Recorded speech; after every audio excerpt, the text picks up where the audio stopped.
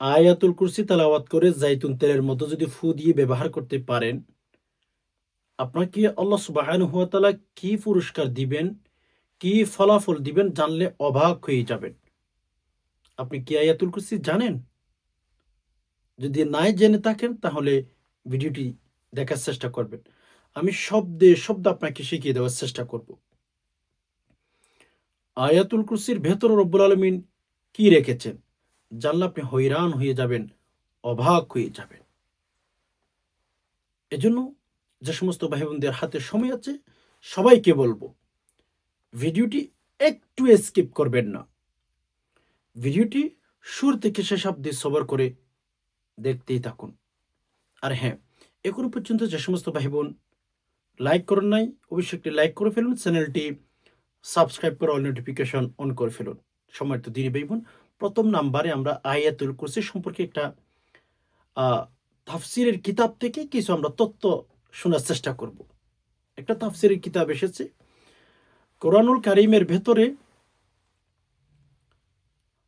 একটি আয়াত আছে, যে আয়াতের ক্ষেত্রে নবী আলাইহিস সালাতু সালামের হাদিসও এসেছে, অসংখ্য গণিত হাদিস এসেছে।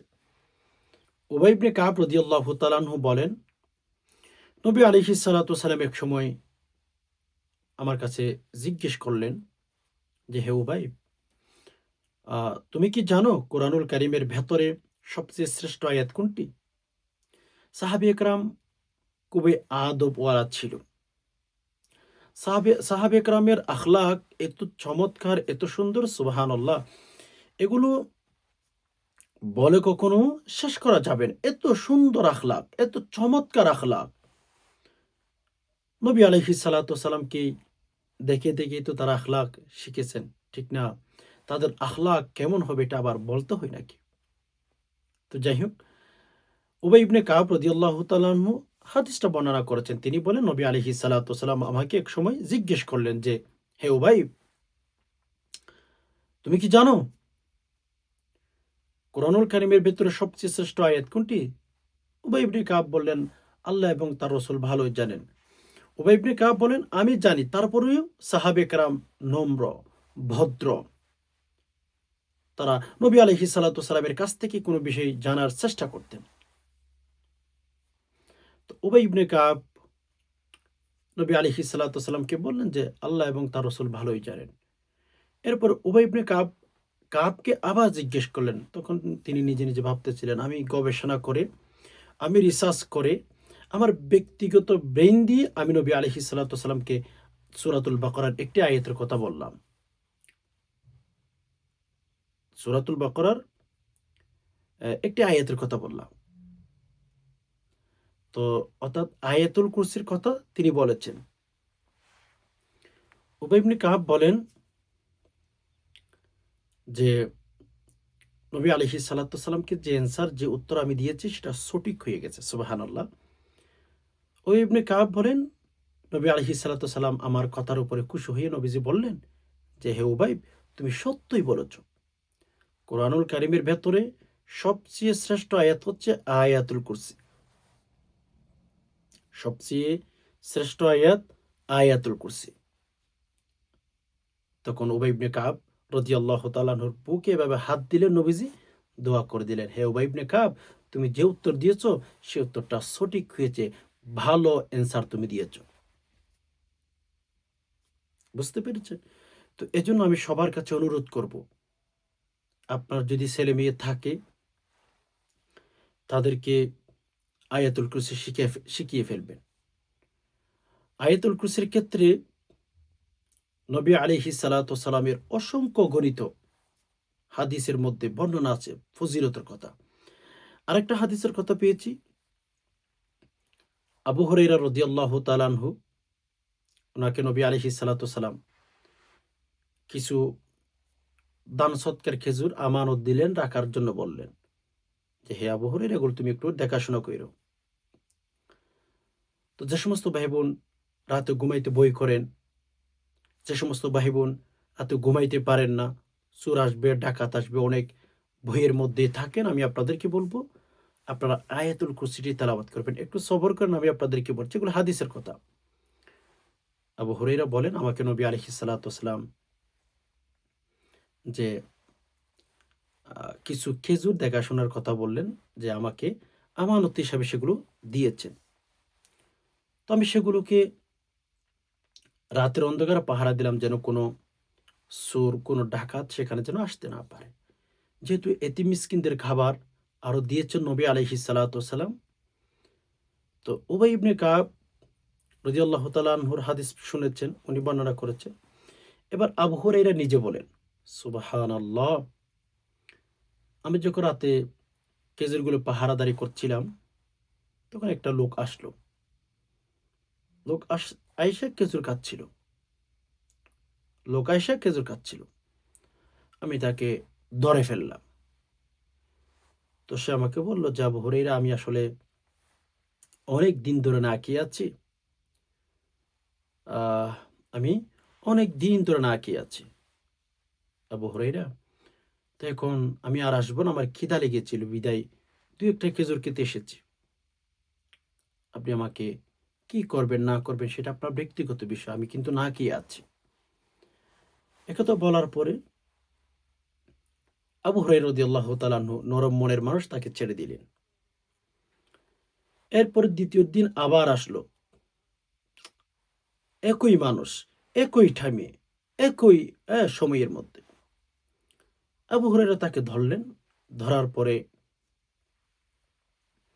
তাকে বলতেছিল, তো তুমি কেন আবার এসেছো? বলে, আমি আর আসবো না, আমাকে একটু ছেড়ে দেন। এভাবে ৩য় রাতে আবু হুরায়রা রাদিয়াল্লাহু তাআলা আনহু বলেন, ওই লোকটা আবার আসলো। আবু হুরায়রা বলেন, আজকে কোনোভাবে তোমাকে ছাড় দেওয়া হবে না। তাকে মজবুত করে ধরে ফেললেন। তো বললেন, তোমাকে আজকে নবী আলাইহিস সালাতু ওয়াসসালামের কাছে নিয়ে যাব। কেন তুমি এতিম মিসকিনদের খেজুরগুলো খাওয়ার জন্য প্রতিদিন এখানে আসো? তো ওই সুর বলল, এটা আসলে সুর না, এটা আসলে ছিল একজন শয়তান। কিতাবের ভেতর পাওয়া যায় সে আসলে একজন শয়তান। তো আবু হুরায়রাকে বললেন, আবু হুরায়রা, আমি কি আপনাকে এমন একটা আমলের কথা শিখিয়ে দেব, যে আমল করার বদৌলতে তোমার এখানে কোনো চোর, কোনো ডাকাত, কোনো কিচ্ছু আসতে পারবে না। আবু হুরায়রা বললেন, আবার তুই এগুলো কি কথা বলছিস? ৩ দিন লাগাতার তুই চুরি করতেছিস, হ্যাঁ? আজকে তুই আবার আমাকে আমল শিখিয়ে দিবি? কেন হয়? তো আবু হুরায়রা রাদিয়াল্লাহু তাআলা আনহু তাহলে শিখিয়ে দেয়, আমাকে ছেড়ে দিতে হবে। আবু হুরায়রা বললেন, ঠিক আছে, তোরে ছেড়ে দেব। তখন ওই চোর, ওই শয়তান আবু হুরায়রা রাদিয়াল্লাহু তাআলা আনহুর এ কথা শুনে আবু হুরায়রাকে বললেন, আবু হুরায়রা, তুমি যখন রাতে ঘুমাইবা, রাত যখন শুরু হবে, তোমার বাড়ি, গাড়ি, তোমার যা কিছু আছে, হ্যাঁ, টুকটাক, সেগুলোকে নিরাপত্তার জন্য আয়াতুল কুরসি তেলাওয়াত করে তুমি ঘুমিয়ে যাইবা। তোমার মাল, তোমার টাকা, তোমার সম্পদ, এগুলোকে কেউ কোনোভাবে নিয়ে যেতে পারবে না, কেউ ক্ষতিও করতে পারবে না। আল্লাহ পাক রব্বুল আলামিন সকল প্রকার ক্ষতি থেকে, সকল প্রকার দুর্ঘটনা থেকে আল্লাহ হেফাজত করবেন। সুবহানাল্লাহ। একথা বলার পর আবু হুরায়রা তাকে ছেড়ে দিয়েছেন। সকাল যখন হয়েছে, নবী আলাইহিস সালাতু ওয়াসসালামের কাছে এসে আবু হুরায়রা বিস্তারিত ঘটনা বললেন। জি ইয়া রাসূলুল্লাহ, এরকম এরকম ঘটনা ঘটেছে। তখন নবীজি বললেন, তোমাকে যে আমলটি শিখিয়ে দিয়েছে সে আসলে মানুষ না, সে আসলে শয়তান। তবে হ্যাঁ, শয়তান হওয়ার পরেও তোমাকে যে আমলটা শিক্ষা দিয়েছে সেটা ১০০% সত্য। সে আমলটা ১০০% সত্য। সম্মানিত দ্বীনি ভাই বোন, মানে যদিও সে শয়তান, কিন্তু আয়াতুল কুরসির যে একটা ফজিলত সম্পর্কে আমল শিখিয়ে দিয়েছে, এটা চিরসত্য কথা। এজন্য সম্মানিত দ্বীনি ভাই বোন, আয়াতুল কুরসির অনেক ফজিলত আছে। আয়াতুল কুরসির হাদিসের মধ্যে এসেছে ২ টি মুখ আছে। আয়াতুল কুরসির কয়টি মুখ আছে? ২ টি মুখ আছে। নবী আলাইহিস সালাতু ওয়াসসালামের স্পষ্ট হাদিস। তো এই ২ টি মুখ আল্লাহ পাক রব্বুল আলামিনের কাছে বারবার অভিযোগ করতে থাকেন, দোয়া করতে থাকেন, প্রার্থনা করতে থাকেন। যারা পাঠ করে তাদের জন্য। আল্লাহ এই বান্দাকে নিরাপত্তার মধ্যে রাখুন, আল্লাহ এই বান্দাকে হেফাজত করুন। দুঃখের বিষয়, আমাদের অনেক ভাই বোন আয়াতুল কুরসি পাঠ করতে জানি না, অথচ দুনিয়ার সব কিছু জানি, এ টু জেড সব জানি, দুনিয়ার সব কিছু। মিথ্যা কথা কিভাবে বলতে হবে, কিভাবে সাজিয়ে মিথ্যা কথা বলতে পারি, অ্যান্ড কিভাবে ধোঁকাবাজি করতে পারি, কিভাবে ওজনে কম দিতে পারি, মানে এভাবে আমরা অনেক কথা জানি। লেকিন দুঃখের বিষয়, দুঃখের সাথে বলতে হয়, আমরা অনেক ভাই বোন আছি নিজেও কোরআন পড়তে জানি না, নিজের ছেলে মেয়েদেরকে কোরআন শিখাইতে পারি নাই, বাস এমনিতে জীবন কাটাচ্ছে। আল্লাহ মাফ করুক আমাদেরকে। তো যাই হোক, আমি প্রথমে শুরুতেই বলেছিলাম আয়াতুল কুরসি এমন একটি আয়াত যেটি কোরআনুল কারিমের ভেতরে সবচেয়ে শ্রেষ্ঠ আয়াত।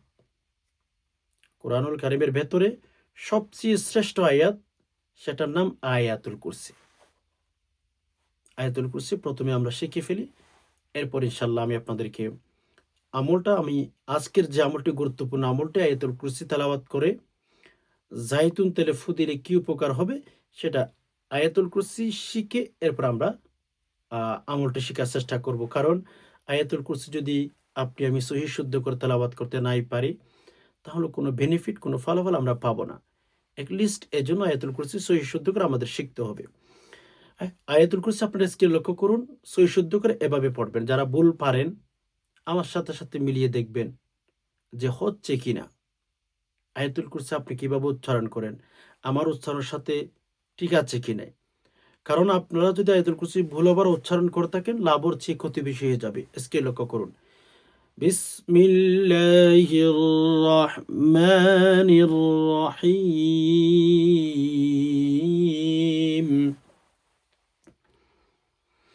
আল্লাহু লা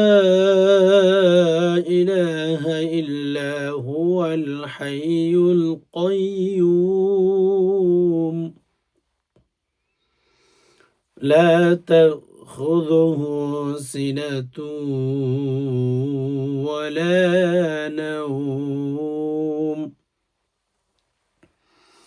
লাহু মা ফিস সামাওয়াতি ওয়া মা ফিল আরদ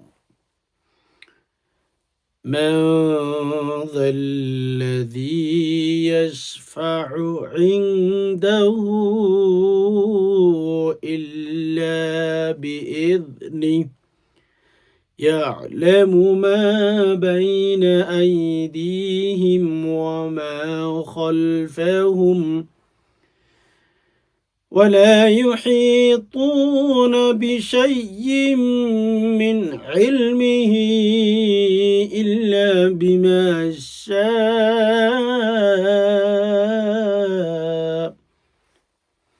وسع كرسيه السماوات والأرض ولا يؤوده حفظهما وهو العلي العظيم। এভাবে আপনারা সহি শুদ্ধ করে একটু ট্রাই করে ইনশাআল্লাহ শিখে ফেলতে পারবেন, এত কঠিন না। সৌদি আরবের মধ্যে ছোট ছোট বাচ্চারা আয়াতুল কুরসি মুখস্থ, তাও আবার সহি শুদ্ধ করে, সুবহানাল্লাহ। তো এজন্য ছোট ছোট বাচ্চারা যদি পারে, আপনি কেন পারবেন না? কেউ তো মায়ের পেট থেকে শিখে আসে না, সবাই দুনিয়ার মধ্যে সেগুলো শিখে। একটু ট্রাই করেন, একটু সময় দেন, ইনশাল্লাহ ঠকবেন না, জিতবেন। ঠকার কোনো প্রশ্নই আসে না। তাছাড়া আয়াতুল কুরসির ভেতরে, এটা তো কোরআনুল কারিমের একটি আয়াত, নবী আলাইহিস সালাতু ওয়াস সালাম তো স্পষ্ট বলেছেন, একটা হরফের বিনিময়ে 10টা করে করে নেকি আপনার আমলনামার মধ্যে উঠে যাবে। আচ্ছা যাই হোক, আমি আর কথা বাড়াচ্ছি না। আমি বিশেষ করে যে আমলটির কথা আপনাদেরকে শিখিয়ে দেবো সেটা হচ্ছে আয়াতুল কুরসি তেলাওয়াত করে জাইতুন তেলে ফু দিলে কি হয়। প্রথম নাম্বারে আপনি এক গ্লাস পানি নিবেন, একটা জাইতুন তেল নিবেন। জাইতুন তেল এগুলো কোরআনুল কারিমের ভেতরে উল্লেখিত, সুবহানাল্লাহ। এই তেলের অনেক অনেক ফজিলত আছে। আমি সবার কাছে অনুরোধ করব, বাসা বাড়িতে আপনারা সবাই জাইতুন তেল রাখার চেষ্টা করবেন। আপনার ছেলে মেয়েদেরকে খাওয়াবেন, এমনিতে খাওয়ান, শিফা আছে। এগুলো আমাদের ঘরে নাই। আমাদের ঘরে বিভিন্ন কোম্পানির তেল থাকতে পারে। আমি আপনাদেরকে বিভিন্ন কোম্পানির তেল না রাখার জন্য বলছি না। হাদিসে বর্ণিত, কোরআনে বর্ণিত জাইতুনের কথা, ওইগুলো আপনার ঘরে থাকে না। যাই হোক, আমি আর কথা বাড়াচ্ছি না। প্রথম নাম্বার 1 গ্লাস পানি আর একটা জাইতুন তেলের বোতল সংগ্রহ করে আনবেন, যেখানে জাইতুন তেল থাকবে। এরপর আপনি উজু করে আসবেন ভালো করে। নামাজের জন্য যেভাবে উজু করেন ওইভাবে উজু করে আসবেন। উজু করে আইসা কেবলামুখী হয়ে বসে পানি আর তেলগুলো সামনে রাখবেন। এরপরে 3 বার ইস্তেগফার, আস্তাগফিরুল্লাহ, আস্তাগফিরুল্লাহ, আস্তাগফিরুল্লাহ। এরপরে 3 বার দুরূদ শরীফ, সাল্লাল্লাহু আলাইহি সাল্লাম, সাল্লাল্লাহু আলাইহি সাল্লাম, সাল্লাল্লাহু আলাইহি সাল্লাম। আচ্ছা, এরপরেই আয়াতুল কুরসি 3 বার বিসমিল্লাহ সহ আমি একবার তেলাওয়াত করে দিচ্ছিলাম একটু আগে, সহি শুদ্ধ করে 3 বার। এরপরে সূরা ফালাক 3 বার। কুল আউযু বিরাব্বিল ফালাক মিন শাররি মা খালাক ওয়া মিন শাররি গাসিকিন ইযা ওয়াকাব ওয়া মিন শাররিন নাফাসাতি ফিল উকাদ ওয়া মিন শাররি হাসিদিন ইযা হাসাদ। ওকে। যখন এই সূরাতুল ফালাক 3 বার তেলাওয়াত করা হয়ে যাবে, শেষে আবার 3 বার দুরূদ শরীফ পাঠ করবেন। যদি পারেন দুরূদ ইব্রাহিম আমরা যেটি নামাজের মধ্যে পাঠ করি সেটি পাঠ করার চেষ্টা করবেন। আর আমার শেখানো পদ্ধতিতে করে আমলটি কমপ্লিট করে ফেলেছেন। কমপ্লিট করার পরে ওই যে তেল আর জাইতুনের মধ্যে আপনি ফু দিবেন। ৩ টি করে ফু দিবেন। ফু দেওয়ার পরে এখনই কথা হচ্ছে, জাইতুন তেলে আর পানির মধ্যে ফু দিয়ে সেই জাইতুন তেল আর পানিগুলো ব্যবহার করলে আপনার কি উপকার হবে? আর আগে আপনাদেরকে একটু জানার চেষ্টা করব সেগুলো আপনি কিভাবে ব্যবহার করবেন। আপনি সেগুলো ব্যবহার করবেন হচ্ছে, প্রথম নাম্বার ওই যে পানিগুলো নিয়েছেন সে পানিগুলো আ যে ব্যক্তিকে জাদুটনা করা হয়েছে, কুফরি কালাম করা হয়েছে তাকে গোসল করাবেন। আর সকালে বাসি পেটে পান করাবেন। আর যে জাইতুন তেলগুলো নিবেন ফড়ে, ওই জাইতুন তেলগুলো যে ব্যক্তি জাদুটনায় আক্রান্ত হয়ে গেছে, কুফরি কালামে আক্রান্ত হয়ে গেছে, তাকে গোসল করানোর পরে পুরা শরীরের মধ্যে মাসাজ করার কথা বলবেন। বাস খালাস। ইনশাআল্লাহ জাদুটনা মূল থেকে ধ্বংস হয়ে যাবে। কুফরি কালাম মূল থেকে ধ্বংস হতে বাধ্য হবে ইনশাআল্লাহ, যদি নিয়ত ঠিক থাকে। হ্যাঁ, আয়াতটি পাঠ করার সময়, সূরাটি পাঠ করার সময় যে ব্যক্তি জাদুটনায় আক্রান্ত হয়েছে তার মাথায় হাত দিয়ে সূরাগুলো পড়বেন, আয়াতগুলো পড়বেন। সূরা ফালাক আর সূরা নাস পাঠ করবেন। ইনশাআল্লাহ দেখেন জাদুটনা মূল থেকে ধ্বংস হয়ে যাবে। আশা করি বিষয়টি বুঝতে পেরেছেন। রব্বুল আলামিনের কাছে দোয়া করি আল্লাহ যে সমস্ত ভাই বোন কথাগুলো শুনছেন, ইসলামের কথাগুলো, ধর্মের কথাগুলো, আল্লাহ সবাইকে আল্লাহ হেদায়েতের উপর রাখুন, আল্লাহ শান্তিতে রাখুন, আল্লাহ নিরাপত্তার মধ্যে রাখুন। আল্লাহ সকল প্রকার অশান্তি দুর্ঘটনা থেকে আল্লাহ আপনি আমাদেরকে হেফাজত করুন। আল্লাহ সকল ভাই বোনদের সংসারের মধ্যে আপনি শান্তি দান করুন। আমিন। নাসরুম মিনাল্লাহি ওয়া ফাতহুন করিব। আসসালামু আলাইকুম ওয়া রাহমাতুল্লাহি ওয়া বারাকাতুহু।